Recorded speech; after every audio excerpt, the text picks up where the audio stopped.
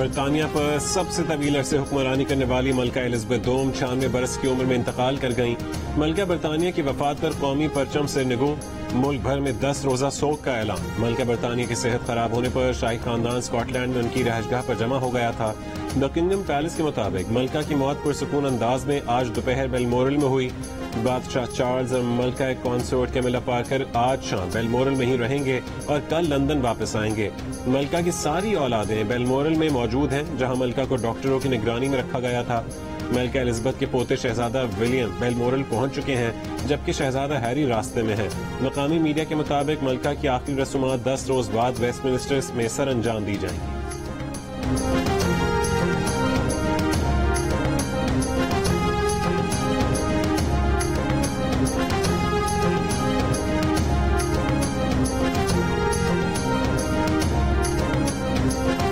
मलका बरतानिया के इंतकाल के बाद उनके सबसे बड़े बेटे चार्ल्स बादशाह बन गए। बादशाह चार्ल्स ने अपने ताज़ियती बयान में कहा है कि प्यारी वालिदा का इंतकाल खानदान के तमाम अफराद के लिए बड़ा दुख का लम्हा है। वो जानते हैं कि इस नुकसान को बरतानिया, दौलत मुश्तरका के ममालिक और दुनिया भर में शिद्दत से महसूस किया जाएगा। अहले खाना और उन्हें ये बात कुव्वत देती है कि मलका को हर एक से इज्जत और गहरी मोहब्बत मिली। मलका की वफात पर बरतानिया की नई वजीर आजम लिज ट्रस ने कहा है कि मलका एलिजबेथ वसी तर बरतानिया की रूह थी। मलका बरतानिया के इंतकाल पर सदर मुमलिकत आरिफ अलवी और वजीर आजम शहबाज शरीफ का भी इजहार ताज़ियत।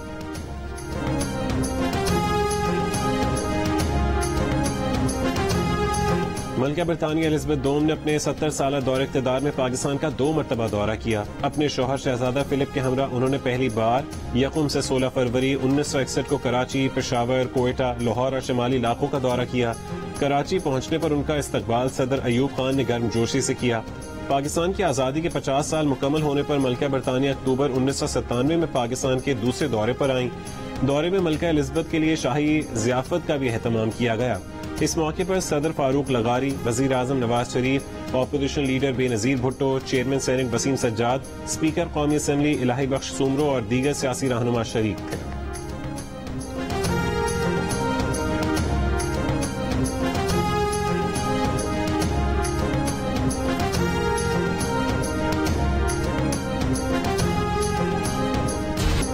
इमरान खान का जवाब गैर तसल्ली बख्श है। फर्द जुर्म आयद की जाएगी। इस्लामाबाद हाई कोर्ट ने फैसला सुना दिया। 22 सितंबर को फर्द जुर्म आयद की जाएगी। चीफ जस्टिस अतमिनुल्लाह ने रिमार्क्स दिए कि अदालत सुप्रीम कोर्ट के फैसलों की पाबंद है।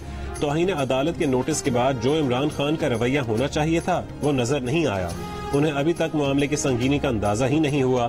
क्या किसी की अना अदलिया के वक़ार से ज्यादा अहम है? गैर मशरूत मुआफ़ी की बात भी नहीं की गई। PTI के लीडरों ने इस कोर्ट के खिलाफ बातें की।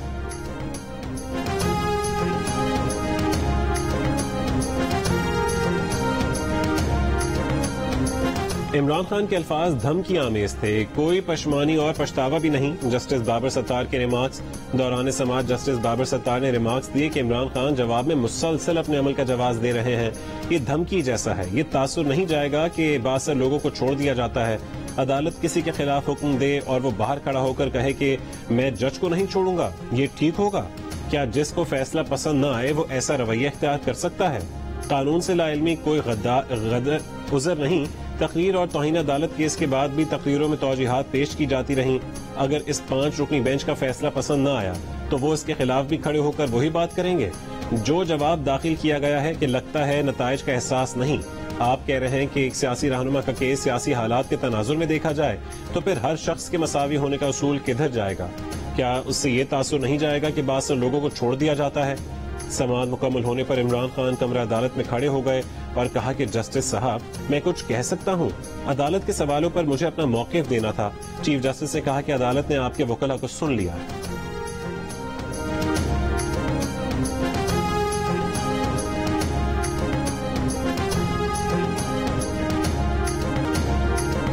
अब तो अदालत को फैसला करना है, अब क्या बात करें? समाअत के बाद इमरान खान का मीडिया नुमाइंदों को जवाब। उससे पहले समाअत के लिए पेशी के मौके पर इमरान खान ने कहा कि यहाँ इतनी सिक्योरिटी लगी है, ऐसा लगता है जैसे कुलभूषण आ रहा है। गिरफ्तारी के सवाल पर बोले कि हुकूमत बहुत देर से उन्हें गिरफ्तार करने की कोशिश कर रही है, लेकिन वो जेल जाकर और खतरनाक हो जाएंगे।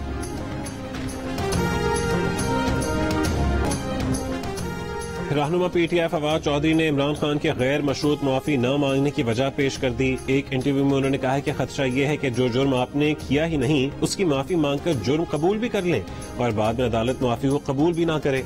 उन्होंने कहा कि आज इमरान खान ने जब बात करनी चाहिए तो अदालत ने उन्हें बात नहीं करने दी। फवाद चौधरी ने यह भी कहा कि उन्हें ये देखकर शौक लगा कि सब कुछ जस्टिस अतर मिनल्लाह और जस्टिस बाबर सत्तार की मौजूदगी में हुआ। पाकिस्तान किस तरफ चला गया है?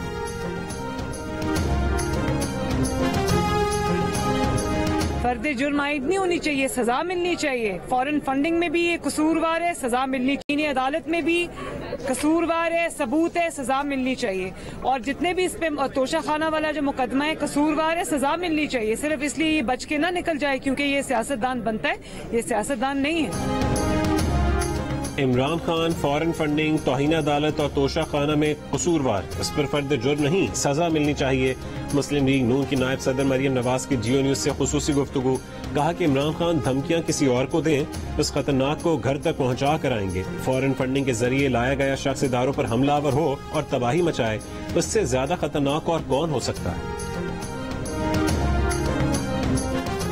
माहिर कानून शाहकावर ने कहा कि इमरान खान ने गैर मशरूत माफी नहीं मांगी, उनके अल्फाज नामुनासिब थे। उन्होंने जिस तरह का जवाब जमा करवाया उसके बाद इसी फैसले की तवक्को थी।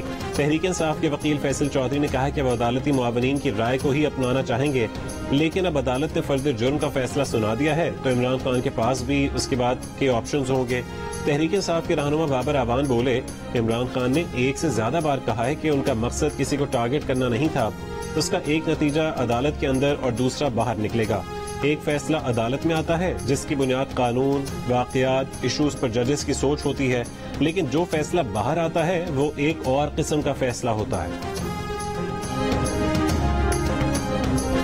आपके ख्याल में जो इमरान खान साहब की हुकूमत का खात्मा, इसकी तहकीकात होनी चाहिए अभी भी? नहीं, इमरान खान साहब की हुकूमत का खात्मा नहीं। मैं समझता हूं कि अगर फॉरेन इंटरफेरेंस की एलिगेशन है तो मैंने तो ऑन पेपर मैंने चीफ जस्टिस से रिक्वेस्ट किया हुआ था कि इसकी तहकीकात। तो जो नेशनल सिक्योरिटी कमेटी ने कहा कि कुछ भी नहीं हुआ, तहकीकात करके कहा था तो मैं मुतमईन हो जाऊंगा, मगर ये तहकीकात ओपन हो जाए।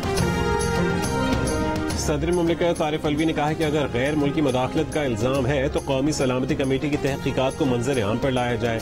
जियो न्यूज के प्रोग्राम कैपिटल टॉक में मेजबान हामिद मीर से गुफ्तगू के दौरान कहा कि यूट्यूब पर पाबंदी नहीं लगाई जा सकती। यूट्यूब पर पाबंदी लगाना ऐसा ही है जैसे तोप से मच्छर मारना। मुल्क में कौमी असेंबली की 10 और पंजाब असेंबली के 3 हल्कों में 11 सितंबर, 25 सितंबर और 2 अक्टूबर को होने वाले ज़िमनी इंतखाबात मुलतवी कर दिए गए। इलेक्शन कमीशन के मुताबिक खैबर पख्तूनख्वा में दहशतगर्दी और नकल मकानी के बायस मुकर्ररा तारीखों पर ज़िमनी इलेक्शन मुमकिन नहीं। हालात की बेहतरी और कानून नाफिज करने वाले इदारों की दस्तयाबी पर नई तारीखों का ऐलान किया जाएगा। ज़िमनी इंतखाबात के बाकी मराहिल शेड्यूल के मुताबिक होंगे। इलेक्शन कमीशन का कहना है कि पुलिस, पाक फौज, रेंजर्स, कांस्टेबलरी और इंतजामिया सैलाब मुतासरीन के लिए इमदादी कार्रवाइयों में मसरूफ है। इलेक्शन कमीशन ने वजारत दाखिला से पाक फौज, रेंजर्स और कांस्टेबलरी की खिदमात तलब की थी। कौमी इमरजेंसी के बायस उनकी तैनाती की अब तक यकीन दहानी नहीं कराई गई।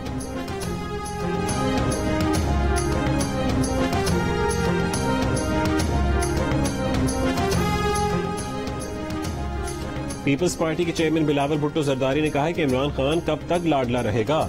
कराची के उम्मीदवार ज़िमनी इलेक्शन अचानक मुलतवी किए जाने पर मायूस हैं। ज़िमनी इलेक्शन के लिए पीपी उम्मीदवार अपने हलकों की खिदमत के लिए बेताब हैं। ज़िमनी इलेक्शन वाले हलकों में तवील अरसे से नुमाइंदगी नहीं। आखिरी लम्हात में पीटीआई को इलेक्शन से भागने की इजाजत नहीं देनी चाहिए। सैलाब ने माल व असबाब छीना, सब्र कर लिया, माँ के छिन जाने पर कैसे करार आए। डेरा मुराद जमाली की गोट खुदा बख्श में सैलाब ने क्या क्या नसीहत ढाए। सैलाब से घर गिरा तो गरीब मेहनत कश की माँ दुनिया से चली गई।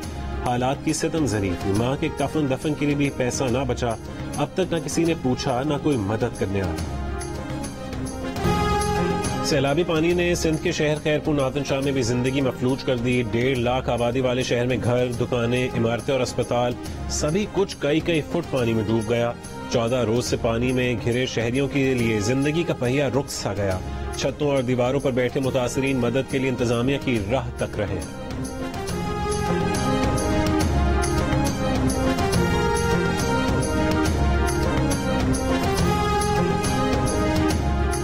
जाफराबाद के जिले हेडक्वार्टर डेरा लयार और गिरदनवा में सैलाबी पानी कम न हो सका। कई दिनों से पानी की मौजूदगी के बायस मुतासरीन आंखों, पेट और जल्दी अमराज का शिकार हो रहे हैं। मच्छरों की अफजाइश और मलेरिया के फैलने का खतरा। मच्छरदानियां न होने से मुतासरीन परेशान। सख्त गर्मी में चारपाई के साए में गर्म सड़कों पर मुतासरीन अपने दिन रात गुजार रहे हैं। इमदाद न मिलने और पानी की निकासी न होने पर मुतासरीन का बाईपास के मकाम पर एहतजाज। सिंध बलोचिस्तान शाहरा ट्रैफिक के लिए बंद कर दी गई। सोबतपुर में बिजली की बहाली के लिए ग्रिड स्टेशन के अतराफ से पानी निकालने का काम शुरू कर दिया गया। सैलाब से सबसे ज्यादा सूबा सिंध मुतासिर हुआ। लगता है दरियाए सिंध चारों तरफ फैला हुआ है। वजीर आजम शहबाज शरीफ के सैलाब की तबाहकारियों से मुतालिक मीडिया को ब्रीफिंग। कहा कि हजारों देहात सैलाब में डूबे हुए हैं। लाखों एकड़ पर खजूर के दरख्त, चावल की फसल तबाह हो गई। 3 करोड़ 30 लाख लोग सैलाब से मुतासिर हुए। 7 लाख के करीब माल मवेशी बह गए हैं। मुखालिफिन से सियासत एक तरफ रखकर मुतासरीन की खिदमत की अपील।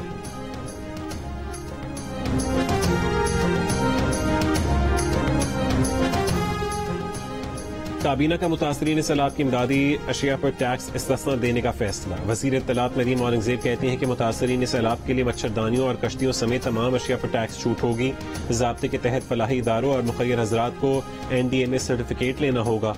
गुज़श्ता रोज जियो न्यूज़ के प्रोग्राम कैपिटल टॉक में हामिद मीर ने इस मामले को उजागर किया था, जिसके बाद हुकूमत ने आज टैक्स छूट का ऐलान कर दिया। ये कश्तियाँ सारी डैमेज हो चुकी हैं। नई कश्तियाँ हम परचेज नहीं कर सकते रिलीफ के काम में। इस वक्त जो परचेज क्यों नहीं कर सकते? टैक्स इतने ज्यादा हो गए हैं कि जितने की कश्ती है उससे ज्यादा का टैक्स है। अच्छा, कश्ती पे टैक्स आयद कर दिया? जी हाँ। हालांकि रिलीफ के काम में हुकूमत को रिलीफ देना चाहिए NGOs को। मच्छरदानी जो हमने मंगवाई थी वहाँ पर, तो कस्टम में शायद वो रुक गई हैं किस वजह से, तो शायद वो क्लियरेंस नहीं हो पा रही है या कोई वजह है जिसकी वजह से वहाँ पर मच्छरदानी। कस्टम को मच्छरदानी से क्या प्रॉब्लम है? यानी वो क्लियरेंस नहीं देते हैं। ये अल्ट्रा फिल्ट्रेशन प्लांट हमने तैयार किया है। जो सैलाबी पानी वहाँ खड़ा हुआ है उस पानी को ये साफ करेगा और पीने और इस्तेमाल के काबिल बनाएगा। पंजाब के सैलाबज़दा इलाकों में वबाई अमराज फैलने लगे। महकमा सेहत की रिपोर्ट के मुताबिक DG खान, राजनपुर, लैया और मुजफ्फरगढ़ शदीद मुतासर हुए। मुतासर इलाकों में 1,80,000 अफराद बुखार, आंखों, जिल्द और सांस की बीमारियों में मुब्तला हुए। कराची और इस्लामाबाद में डेंगू के हमले तेज। कराची में एक दिन में मजीद 87 अफराद डेंगू में मुब्तला। शहर में 2 महीने के दौरान डेंगू से 29 अफराद जाँ बहक हो चुके, जिनमें 6 बच्चे भी शामिल हैं। कराची के मुख्तलिफ लैब्स में 1 लाख से ज्यादा लोगों के डेंगू के टेस्ट पॉजिटिव आए हैं। बड़े अस्पतालों में जगह कम पड़ गई। 24 घंटों के दौरान वफाकी दारुल हुकूमत में 49 केसेस रिपोर्ट हुए। लाहौर में 50 और रावलपिंडी में 39 केसेस सामने आए। पंजाब भर के अस्पतालों में डेंगू के 425 मरीज जेर इलाज हैं।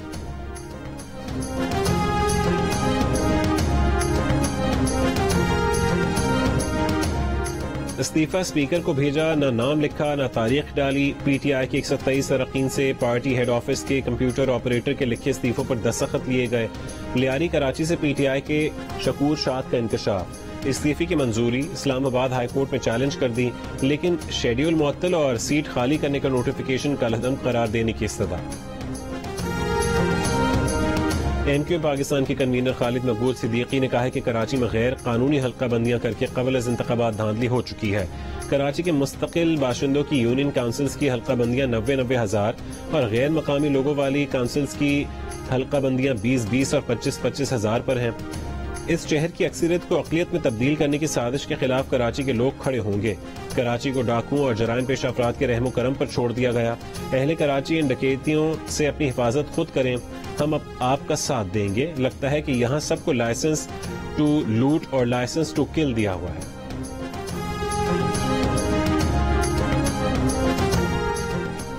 वफाकी काबीना की कमेटी बराए लापता अफराद की कोयटा में लापता अफराद के अहल खाना से मुलाकात। लापता अफराद के घर वालों ने हुकूमती कमेटी की यकीन दहानी पर अपना धरना खत्म कर दिया।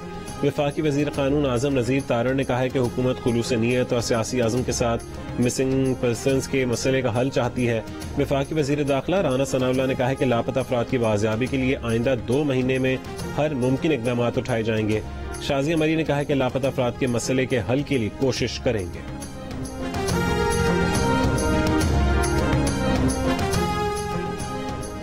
कराची के इलाके कोरंगी जमान टाउन में मुर्दा पाई जाने वाली खातून की मौत कैसे हुई? पुलिस की अदम दिलचस्पी, कानूनी ज़ाब्ते नजरअंदाज, पोस्टमार्टम तक न करवाया, नशे करार देकर पोस्टमार्टम के बगैर लाश पुरसा के सुपुर्द कर दी और केस बंद कर दिया। रुखसाना उर्फ आयशा की मौत की वजह नामालूम ही रही। खातून के वालिद का कहना है कि बेटी और उसका शौहर अदनान नशा करते थे। जेठ ने बेटी और अपने भाई दोनों को घर से निकाल दिया।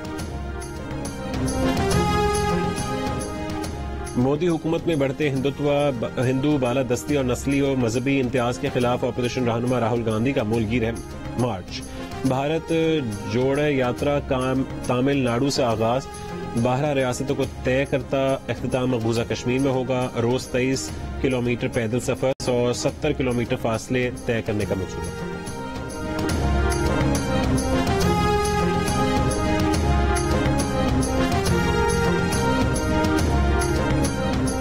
आईसीसी ने पाकिस्तानी क्रिकेटर आसिफ अली और अफगानिस्तान के फरीद अहमद पर जुर्माना आयद कर दिया। आसिफ अली और फरीद अहमद पर मैच फीस का 25% जुर्माना आयद किया गया। मैच रेफरी ने लेवल 1 ज़ाब्ता इखलाक की खिलाफ वर्जी पर दोनों खिलाड़ियों पर जुर्माना आयद किया है।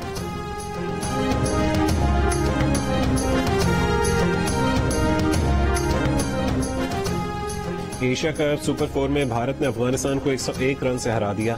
भारत ने अफगानिस्तान के खिलाफ विराट कोहली के नाकाबिले शिकस्त 122 रन की मदद से 212 रन बनाए। जवाब में अफगानिस्तान की टीम 20 ओवर्स में सिर्फ 111 रन बना सकी। साबिक कप्तान जावेद मियांदाद अफगानिस्तान की टीम पर बरस पड़े। कहा कि अफगानी खिलाड़ियों ने क्रिकेट कम खेली है, लेकिन अभी से इनके दिमाग खराब हो गए हैं। जुमा 8 दिन हुए क्रिकेट में आए, अब हमें आंखें दिखाएंगे। अफगानिस्तान को लाने और खिलाने वाले हम थे। इन्होंने पाकिस्तान में क्रिकेट सीखी, उन्होंने खुद उनकी कोचिंग की है। अभी आपकी क्रिकेट कुछ भी नहीं, क्रिकेट सीखो और क्रिकेटर बनो। नसीम शाह के 2 शानदार छक्कों ने जावेद मियांदाद के शारजा के छक्के की याद दिला दी। 1986 में मियांदाद ने भारतीय बॉलर चेतन शर्मा को छक्का लगाकर पाकिस्तान को ऑस्ट्रेलेशिया कप के फाइनल में पहुंचाया था। बैटिंग कोच मोहम्मद यूसुफ ने नसीम शाह की नेट प्रैक्टिस की वीडियो शेयर कर दी। कहा कि नेट्स पर नसीम शाह ने जिन शॉट्स की प्रैक्टिस की थी वैसा ही मैच में खेला।